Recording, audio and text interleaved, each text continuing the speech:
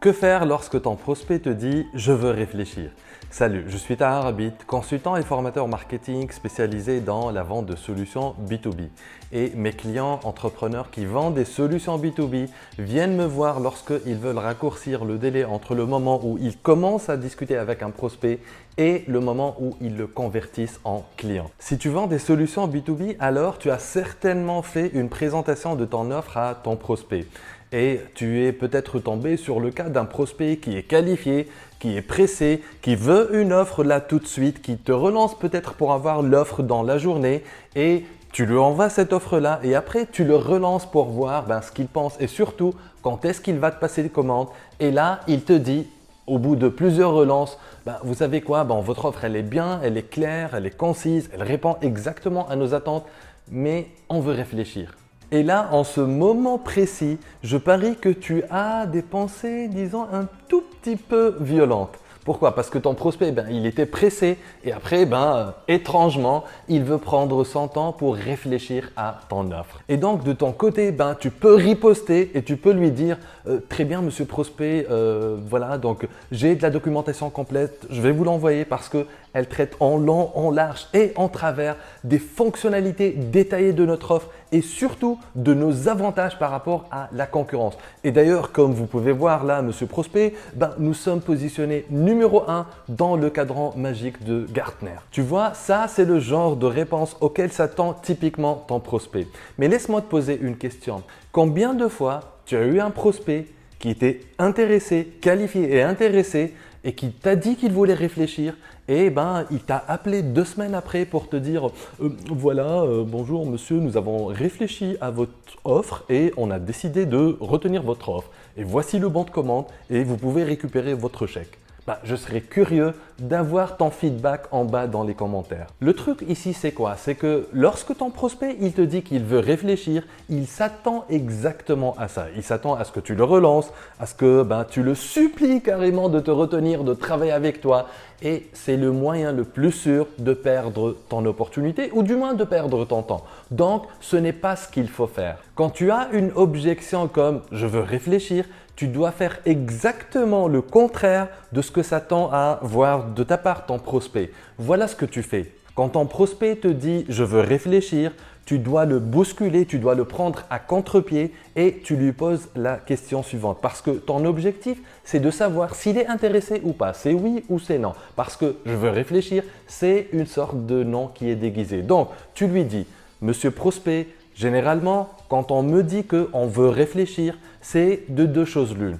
Soit on n'est pas intéressé, soit on est intéressé mais on hésite. Dans quelle situation êtes-vous, monsieur prospect? Et tu te tais, tu attends sa réponse. Et crois-moi, il ne s'attend pas à ce genre de questions de ta part. Du moins, s'il n'a pas vu cette vidéo. Et donc là, ton prospect, concrètement, il n'a plus que 2 possibilités. Soit il te dit que il n'est pas intéressé et donc là, c'est fini, tu le supprimes de ta liste de prospects. Soit il te dit franchement qu'il est intéressé mais qu'il hésite. Et là, tu t'arrêtes pas là. Tu dois toujours cadrer ton prospect et lui donner des alternatives, lui poser des questions pour qu'il puisse choisir une réponse possible. Donc, voilà ce que tu lui dis. Tu lui dis « Merci monsieur prospect, généralement, quand on est intéressé mais qu'on hésite, c'est qu'on est dans l'une des 3 situations suivantes.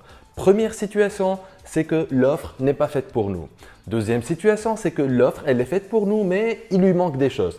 Troisième situation, l'offre, elle est faite pour nous, mais on n'a pas le budget. Dans quelle situation êtes-vous, monsieur prospect? Là encore, tu vas le prendre à contre-pied et tu vas l'obliger à choisir dans quelle situation il est. Donc, s'il te dit rien, tu lui dis simplement, monsieur prospect, est-ce que l'offre est faite pour vous ou pas?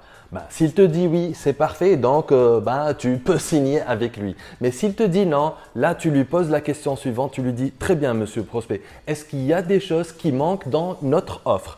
Et là, il va te dire, d'accord? Donc, il va te dire peut-être, voilà, ce qu'il manque, c'est je veux avoir plus de détails sur le scope ou bien sur vos prestations. Tu notes, tu lui dis, ok, très bien, à part le scope de nos prestations, est-ce qu'il y a-t-il autre chose? Peut-être qu'il va te dire, oui, la garantie, j'ai pas compris pourquoi la garantie, elle est que de 3 mois alors que dans le site internet du constructeur, je vois une garantie à vie.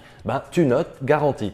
Ok, monsieur prospect, à part la garantie, y a-t-il autre chose? Et ainsi de suite, jusqu'à ce qu'ils te disent, là, c'est bon, c'est fini. À part ça, il n'y a plus autre chose. Donc, là, tu récapitules, tu lui dis très bien, monsieur prospect. Donc, d'après ce que j'ai compris, si on arrive à trouver une solution par rapport à la garantie, si on vous donne plus de détails par rapport à nos prestations, etc., l'offre sera bien faite pour vous. C'est bien ça, monsieur prospect? Là, normalement, il va te dire oui parce qu'il a répondu à ta question au préalable et il t'a donné dans les moindres détails tout ce qui manque dans ton offre pour qu'elle soit faite pour lui.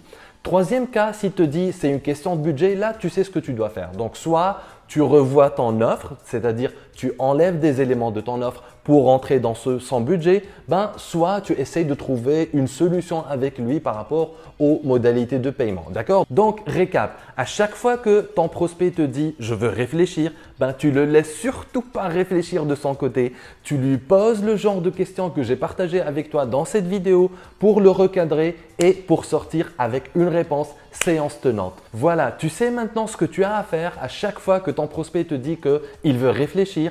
Et si tu veux aller encore plus loin, sache que j'ai mis en ligne une vidéo de formation avancée qui t'explique étape par étape comment avoir des prospects B2B et comment les convertir en clients. Si tu veux t'inscrire à cette formation à la demande qui est totalement gratuite, donc va sur www.taharabit.com/B2B ou bien clique sur le lien ou le bouton là en bas de cette vidéo.